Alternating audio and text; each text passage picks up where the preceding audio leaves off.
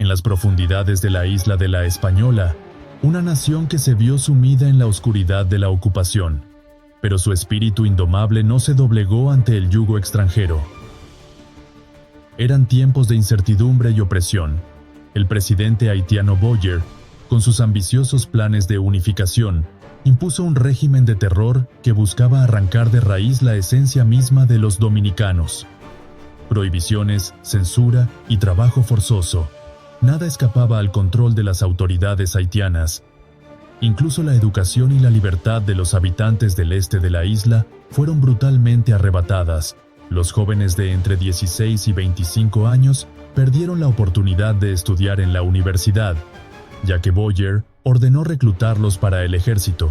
La Universidad Santo Tomás de Aquino se vio obligada a cerrar sus puertas al perder a casi la mitad de sus 46 estudiantes, entre ellos extranjeros como puertorriqueños, cubanos y venezolanos. La educación secundaria también sufrió, ya que el Liceo Petión se convirtió en la única escuela secundaria de la isla, con solo 40 estudiantes y 4 profesores. Pero el espíritu de un pueblo no puede ser quebrantado tan fácilmente. En los rincones más recónditos, la llama de la resistencia ardía con intensidad.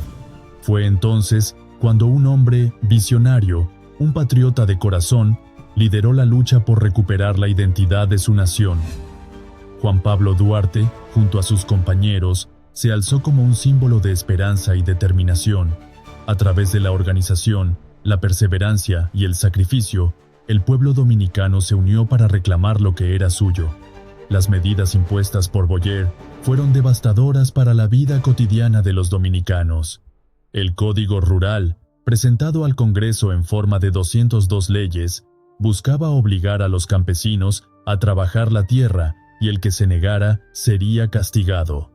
Nadie que no fuera funcionario del gobierno o tuviera una profesión reconocida podía dejar de trabajar la tierra ni abandonar el lugar donde vivía sin autorización previa de las autoridades locales. Esto limitaba la libertad de movimiento de los campesinos y los ataba a las plantaciones donde estaban empleados. Ningún trabajador podía dejar el campo para dedicarse al comercio, y mucho menos podía construir su propia vivienda e irse con su familia fuera de las plantaciones. Incluso las mujeres tenían la obligación de trabajar, y las embarazadas debían hacerlo hasta el 4º mes de gestación y a partir del 4º mes después del parto.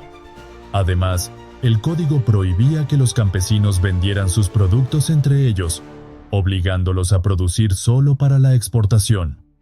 Esto se debía a que Haití tenía una deuda con Francia de 150 millones de francos, y los productos agrícolas exportados contribuían a pagarla.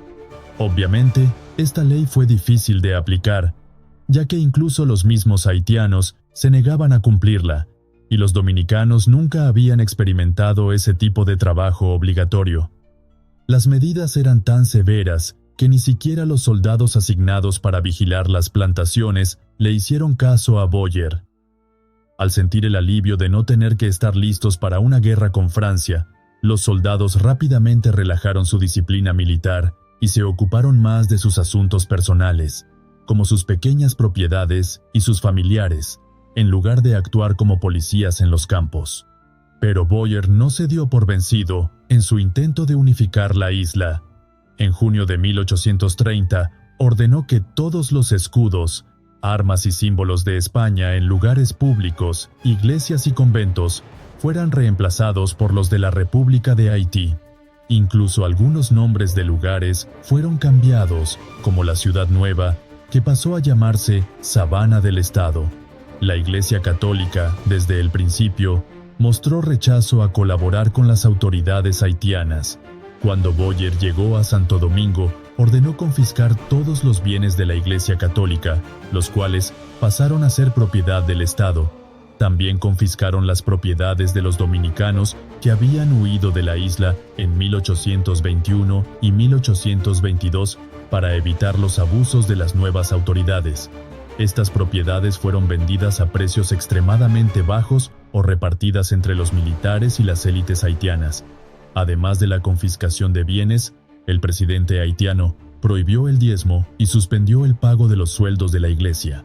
Las tensiones entre Boyer y la Iglesia fueron tan fuertes que el arzobispo de Santo Domingo intentó buscar apoyo en Cuba para levantar la parte este y separarla de los haitianos, pero fue descubierto y tuvo que huir de la isla. Otra medida que no fue bien recibida por los dominicanos fue la imposición del francés como idioma oficial obligatorio para todos los actos civiles y judiciales. Para ayudar a los que no hablaban francés, se nombraron intérpretes en todas las oficinas del gobierno. Esta medida se hizo oficial el 14 de noviembre de 1824, con una circular de Boyer que prohibió el uso del español en los documentos públicos. A pesar de estos esfuerzos, no se logró mucho, ya que muchas audiencias seguían realizándose en español. En 1840 se nombraron como secretarios de los tribunales judiciales haitianos a personas que dominaban el idioma francés, pero aún así, la integración del francés en la vida cotidiana de los dominicanos fue un proceso lento y difícil. Incluso se intentó llevar a cabo la enseñanza primaria en idioma francés. En 1830, Boyer emitió una resolución que prohibía las peleas de gallo y ordenó cerrar todas las galleras, solo permitiendo que se jugara gallos los domingos y los días festivos.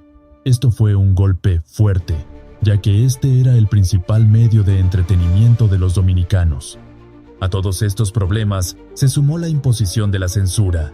Núñez de Cáceres, en una carta del 6 de agosto de 1822, decía que el gobierno haitiano en Santo Domingo revisaba con mucho detenimiento todo papel impreso o escrito a mano, cartas y cualquier tipo de correspondencia, sin importar de dónde viniera. Se apoderaban de todo, lo leían y decidían si entregarlo o no, según sus intereses. Esta revisión empezaba desde que el barco llegaba al puerto y amenazaban a los capitanes, la tripulación y los pasajeros con castigarlos si ocultaban algo. El sentimiento hispano seguía muy presente en los habitantes del este, a pesar de todos los esfuerzos de Boyer por unificar la isla. Lucharon con valentía, derramando su sangre por la libertad y la soberanía, y así, después de años de opresión, la nación dominicana emergió victoriosa, reclamando su identidad y su legado.